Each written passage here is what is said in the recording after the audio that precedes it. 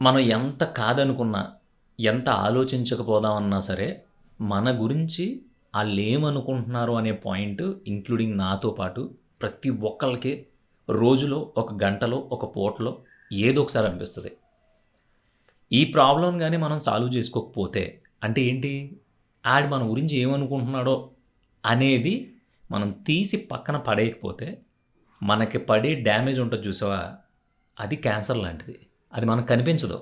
కానీ మన కాన్ఫిడెన్స్‌ని, మన ఎదుగుదలని, మన పనిలో క్వాలిటీని, మన క్యారెక్టర్‌ని ప్రతి దాన్ని నాశనం చేస్తది. నేను నిన్నో మొన్నో ఒక 'రా టాక్స్' అనే ఒక పాడ్‌కాస్ట్‌లో ఒక ఆవిడ మాట్లాడడం చూశాను. ఆవిడ చాలా క్లియర్‌గా, చక్కగా చెప్పింది. డైరెక్ట్ బుర్రలోకి గుణపం దిగినట్టు దిగిపోయేలా చెప్పింది. ఏమందంటే, "నా గురించి నువ్వేమనుకుంటున్నావు అనేది నీ ప్రాబ్లమ్. సో, ఆ ప్రాబ్లమ్‌ని నువ్వు డీల్ చేసుకో. నాకు సంబంధం లేదు. నా గురించి నేనేమనుకుంటున్నాను అనేది దట్స్ మై ప్రాబ్లమ్. నేను డీల్ చేసుకుంటాను. నేనేంటి, ఈరోజు నా గురించి, నేను చేసిన పని గురించి, అసలు నేను చెయ్యబోయే పని గురించి, నా బతుకు గురించి, నా పెండాకుడు గురించి నేనేమనుకుంటున్నాను అనేది నాకు తెలిసిన నా ప్రాబ్లమ్. దాంతో నాకు ఏ విధమైనటువంటి ప్రెషరు ఇంకోటి ఉండదు. ఎందుకంటే నా గురించి కాబట్టి. కానీ, మళ్ళీ చెప్తున్నా, కానీ నా గురించి నువ్వేమనుకుంటున్నావో అనే దాని గురించి నేను ఆలోచించటం మొదలుపెడితే, అప్పుడు అది నాకు తలకి మించిన భారం. ఇప్పుడు ఈడు ఏమనేసుకున్నాడు? ఇప్పుడు నా గురించి ఈడు ఏమనుకుంటున్నాడు? ఇప్పుడు మనం ఎలా ఫేస్ చేయాలి ఆళ్ళని? ఇప్పుడు ఇది కాదు అని వివరంగా ఎలా చెప్పాలి? అసలు చెప్పడానికి ఎలా అప్రోచ్ అవ్వాలి అని చెప్పి, అసలు ఆడి ప్రాబ్లమ్‌ని మనం తీసేసుకొని, అంటే మన గురించి ఆడు ఏదో అనేసుకున్నాడు. అది ఆడి ప్రాబ్లమ్. ఆడు మెంటల్‌గా సరిగ్గా ఉన్నాడా లేదా? లేదంటే ఆడి బుద్ధి ఎలాంటిదా అయన్నీ పక్కన పెట్టేసి ఫస్ట్ మన ఫోకస్ అంతా ఏదో అనేసుకున్నాడు. ఏమనుకున్నాడు? ఏమనుకున్నాడు? ఏమనుకున్నాడు? ఇదే కావాలి. సో, అది ఆడి ప్రాబ్లమ్. ఇక్కడ ప్రతి ఒక్కడి ప్రాబ్లమ్‌కి నువ్వు సొల్యూషన్ అవుతానంటే దొబ్బదు. నీకే ముడ్డి కింద 30 ఉన్నాయి. ఇయన్నీ సాల్వ్ చేసుకునేటప్పటికే నీకు రోజులో ఇంకొక 2 గంటలు, 3 గంటలు డే టైమ్ ఉంటే బావుండురా, ఇంకోటి ఏదన్నా చేసుకుందుము అనే బతుకులో ఉన్నావు.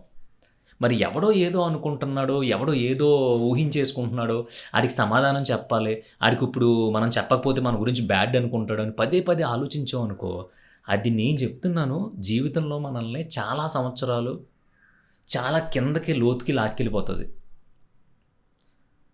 నువ్వు ఒక పని చేసావు, ఫర్ ఎగ్జాంపుల్ నువ్వు రోడ్డు మించి నడుచుకుంటా ఎళ్ళావు. నడుచుకుంటా ఎళ్ళినప్పుడు నీకు కుక్క కనిపించింది. కుక్క కనిపిస్తే నువ్వేం చేసావు? తిని తిని బిస్కెట్‌ని ఇలా ఇసిరావు. తిన్నదే ఆ కుక్క ఎళ్ళిపోయింది. సో, అక్కడ ఆ కుక్కకి ప్రాబ్లమ్ లేదు, నీకు ప్రాబ్లమ్ లేదు. నీ పక్క నుంచే ఇంకొకడు ఎళ్తున్నాడు. ఆడు కొంచెం ముందుకెళ్ళి ఒక చిన్న పేపర్ తీసి అక్కడుండే సిమెంట్ రోడ్ మీద పెట్టి, ఆ పేపర్ మీద ఒక 2 బిస్కెట్‌లేసాడు. ఏసి నీ వంక ఇలా చూసాడు. అని నీ వంక చూసి ఎళ్ళిపోయాడు. అంటే లిటరల్‌గా నిన్ను కుక్కని చూసినట్టు చూసి ఎళ్ళిపోయాడు. ఆడు చూసి ఎళ్ళిపోయిన తర్వాత లిటరల్‌గా మన ఫీలింగ్ ఏంటో నేను చెప్పనా? అమ్మా! అనవసరంగా బిస్కెట్ ఇసిరాం మనం. ఆడు ఏమనుకుంటాడో ఏంటో, తీరా చూస్తే ఆడు మన అపార్ట్మెంట్‌లోనే ఉంటాడు. బిస్కెట్ ఇసరడం చూసాడు. మరీ మానవత్వం లేదు. కనీసం మూగజీవులంటే జాలి లేదనుకుంటాడేమో. ఎవడికన్నా చెప్తే మరీ చీప్‌గా ఉంటదేమో, చండాలంగా ఉంటదేమో అని ఊహించేసుకుంటాం మనకు మనం. కానీ అక్కడ నీ పక్క నుంచి ఎళ్ళిన చాలామంది కనీసం ఆ బిస్కెట్‌ని విసరను కూడా విసరలా.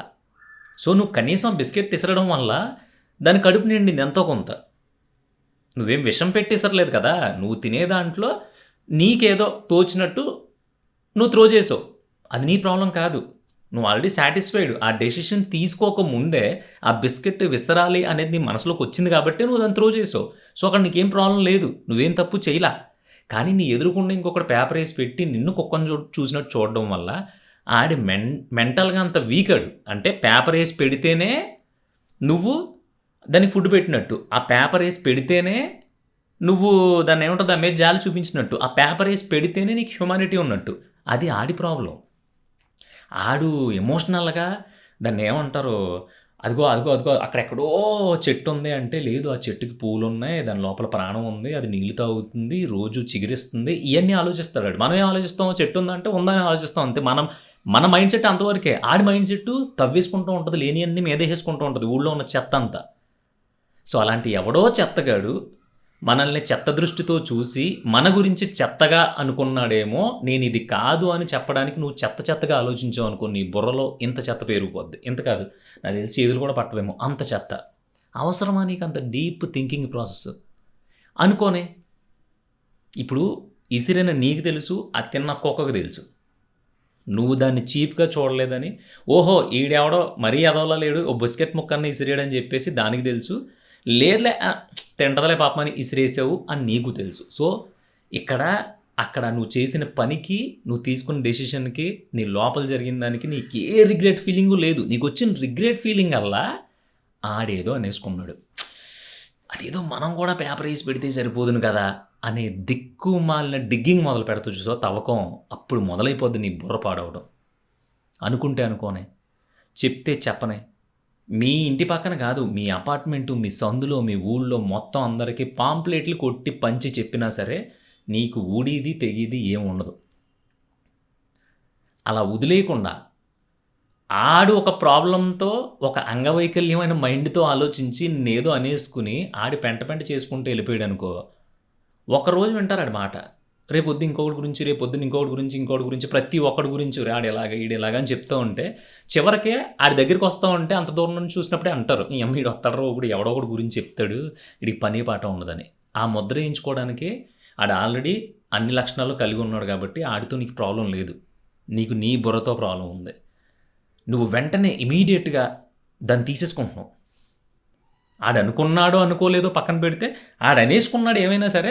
ఇప్పుడు ఏంటి పరిస్థితి? ఇప్పుడు నేను అనవసరంగా చేసాను, అనవసరంగా ఆలోచించాను, ఆడికి చెప్పాలి, ఆడిని ఎలా ఫేస్ చేయాలి. ఇప్పుడు ఆడెవరికన్నా చెప్తాడేమో. ఇవన్నీ ఎన్ని ఇంటర్లింక్డ్ ప్రాబ్లమ్స్ క్రియేట్ చేస్తాయంటే, నాకు తెలిసి చాలామంది ప్రాబ్లంతో సఫర్ అవుతూ ఉంటారు. అందుకే నేను చెప్పేది ఏంటంటే, కేవలం నువ్వు తీసుకున్న నిర్ణయాలకి, నువ్వు వేసే అడుగులకి, నువ్వు బతికే బ్రతుక్కి నీకు నువ్వు సమాధానం చెప్పుకుంటే సరిపోద్ది.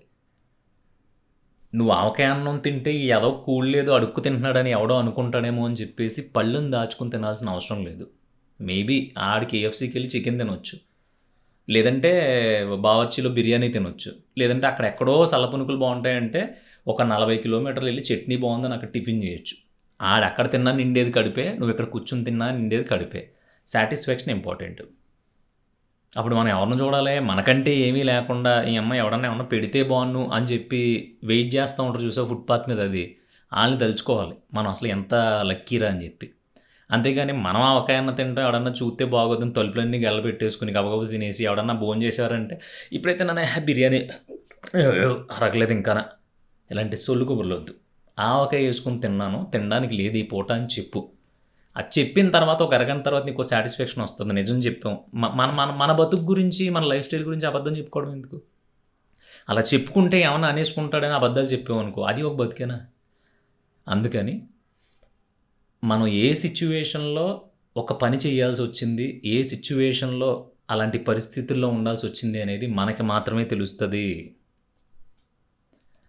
ఒకటి దగ్గర అప్పు తీసుకుని ఆ అప్పు తీర్చాలని ఉన్నా సరే తీర్చడానికి మార్గాలు దొరక్క 10 రోజులు అని టైం పెంచుకుంటా వెళ్ళినప్పుడు, వీడు దొంగనా కొడుకు డబ్బులు ఇవ్వడానికి ఇష్టం లేక డబ్బులు దాచుకుని నా అప్పు ఎగ్గొట్టడానికి చూస్తున్నాడో, లేదంటే పలానా ఓడు అప్పు ఎగ్గొట్టడానికి చూస్తున్నాడు అని చెప్పి మన చుట్టుపక్కల అందరూ కుక్కలు మురిగినట్టు మురుగుతారు చూసావా. అప్పుడు ఎవడు ఎదవా సొసైటీలో?